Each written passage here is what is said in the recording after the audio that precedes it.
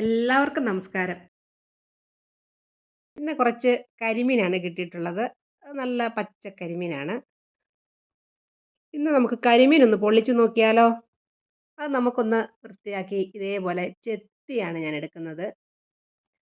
ഇതുപോലെ തന്നെ ചെത്തി എടുക്കുവാണെങ്കിലുണ്ടല്ലോ നല്ല വൃത്തിയായിട്ട് നല്ല തൊലിയൊക്കെ പൊളിച്ചെടുത്ത പോലെ ഇരിക്കും. പക്ഷേ ഇതിലും നല്ല ഭംഗിയായിട്ട് ചെത്തിയെടുക്കുന്നവരുണ്ട്. ഒരു കറുപ്പ് കളറും ഇല്ലാതെ നല്ല വെളുത്ത കളറിൽ ചെത്തിയെടുക്കുന്നവരൊക്കെ ഉണ്ട്. പക്ഷേ എനിക്ക് അത്രയും പ്രാക്ടീസ് ഒന്നുമില്ല. എങ്കിലും കുഴപ്പമില്ലാതൊക്കെ ഞാൻ ചെയ്യാറുണ്ട്. പക്ഷേ ചെതുമ്പല് കളഞ്ഞെടുക്കുമ്പോഴുണ്ടല്ലോ, എങ്ങനെയൊക്കെയായാലും കറുത്ത കറുത്ത പാടുകളുണ്ടാകും. അപ്പോൾ നമ്മൾ എത്ര കഴുകിയെടുത്താലും അല്ല സ്ക്രബ്ബറൊക്കെ ഇട്ടിട്ട് കഴുകി നല്ല വെളുപ്പിച്ചൊക്കെ എടുക്കണം. ചെതുമ്പലൊക്കെ കളഞ്ഞ ശേഷം ഉണ്ടല്ലോ, ചില ആൾക്കാർ വാളംപുളി വെള്ളത്തിലിട്ട് വെച്ചേക്കും. അത് കുറച്ച് സമയം ഇട്ട് വെച്ചിരിക്കും. അതിനുശേഷം ഈ സ്ക്രബ്ബർ ഉപയോഗിച്ച് ഇത് ക്ലീൻ ചെയ്തെടുക്കാറുണ്ട്. പക്ഷേ ഞാനിങ്ങനെ തന്നെയാണ് ചെയ്യാറുള്ളത്. ഇതാകുമ്പോൾ നമുക്ക് ഫ്രഷായിട്ട് തന്നെ പെട്ടെന്ന് തന്നെ അത് റെഡിയാക്കി എടുക്കാമല്ലോ. എല്ലാം ഞാൻ നന്നായിട്ട് ക്ലീൻ ചെയ്തെടുത്തു. വലിയ കുഴപ്പമില്ലാതെ തന്നെ നന്നായിട്ട് ക്ലീൻ ആയിട്ടുണ്ട്.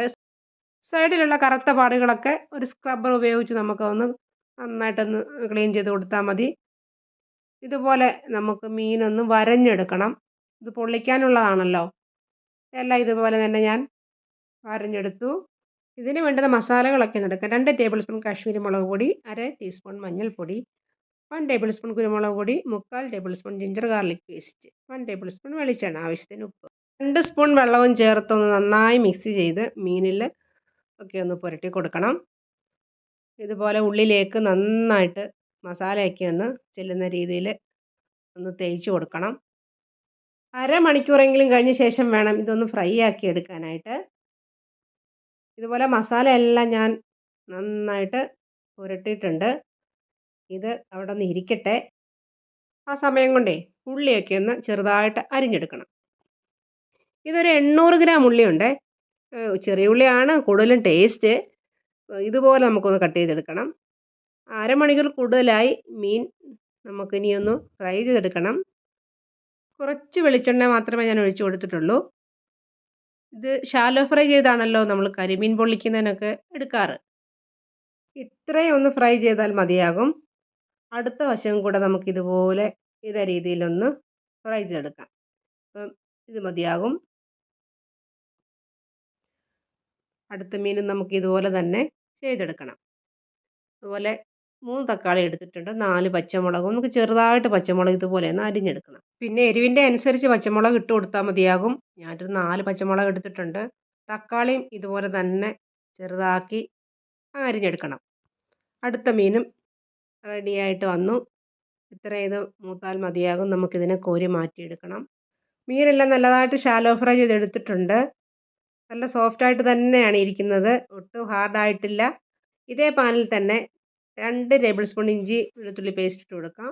പച്ചമുളകും ഇട്ട് ഒന്ന് വഴറ്റിയ ശേഷം നമ്മൾ അരിഞ്ഞ് വെച്ചിരിക്കുന്ന ചെറിയ ഉള്ളിയും കൂടി ഇട്ട് 2 ടേബിൾ സ്പൂൺ വെളിച്ചെണ്ണയും കൂടി ഇതിനകത്ത് ചേർത്ത് കൊടുക്കണം. കുറച്ച് കറിവേപ്പിലയും കൂടി ഇടാം. ഒന്ന് വഴറ്റി കൊടുത്ത ശേഷം 2 ടേബിൾ സ്പൂൺ സാധാരണ മുളക് പൊടിയാണ് ഞാൻ ഇട്ട് കൊടുക്കുന്നത്.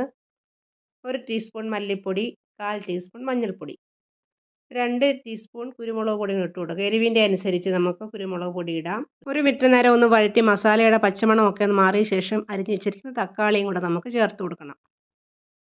1 മിനിറ്റ് നേരം നമുക്കൊന്ന് മൂടി വെക്കണം. തക്കാളിയൊക്കെ നന്നായിട്ട് വഴന്നു വന്നിട്ടുണ്ട്.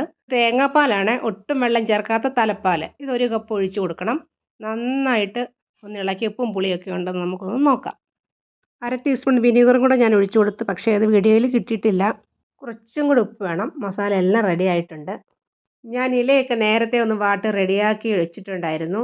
അതിന് പുറത്തേക്ക് ഇതുപോലെ കറിവേപ്പില വെച്ച ശേഷം മസാല ഇട്ട് ഇതിന് പുറത്തേക്ക് നമുക്ക് മീൻ വെച്ച് കൊടുക്കണം. വീണ്ടും ഇതേ രീതിയിൽ തന്നെ നമുക്ക് ചെയ്തെടുക്കണം. അതുപോലെ ചില ആൾക്കാർ ഫിഷ് മസാലയും അതുപോലെ ഗരം മസാലയൊക്കെ ഇതിൽ ചേർക്കാറുണ്ട് ഗ്രേവിയിൽ. ഞാനിതൊന്നും ചേർത്തിട്ടില്ല. കറക്റ്റ് ആ മീനിൻ്റെ ടേസ്റ്റ് തന്നെ നമുക്ക് കിട്ടാൻ വേണ്ടി വേറെ ഒരു മസാലകളും ചേർത്തിട്ടില്ല. ഈ മസാലയിൽ കുരുമുളകും തേങ്ങാപ്പാലും എന്തായാലും കൂടുതലായിട്ട് ചേർക്കണം. തേങ്ങാപ്പാലാണ് ഇതിന് കൂടുതൽ ടേസ്റ്റ് കൊടുക്കുന്നത്. പൊതിയെല്ലാം കെട്ടി ഇതേപോലെ ഓരോന്ന് എടുത്ത് വെക്കുകയാണ്. മീനെല്ലാം പൊതി കെട്ടി എല്ലാം റെഡിയാക്കി എല്ലാം എടുത്തു. ഇനി ഒരു പാനിൽ നമുക്ക് വെളിച്ചെണ്ണ ഒഴിച്ചു കൊടുക്കാം. 1 ടേബിൾ സ്പൂൺ വെളിച്ചെണ്ണ മതിയാകും. ഇതുപോലെ വെച്ച് കൊടുത്ത ശേഷം ഒന്ന് അടച്ചു വെക്കണം. 1 മിനിറ്റ് നേരം ഒന്ന് അടച്ചു വെച്ച ശേഷം വേണം നമുക്കിതൊന്ന് മറിച്ചിടാൻ.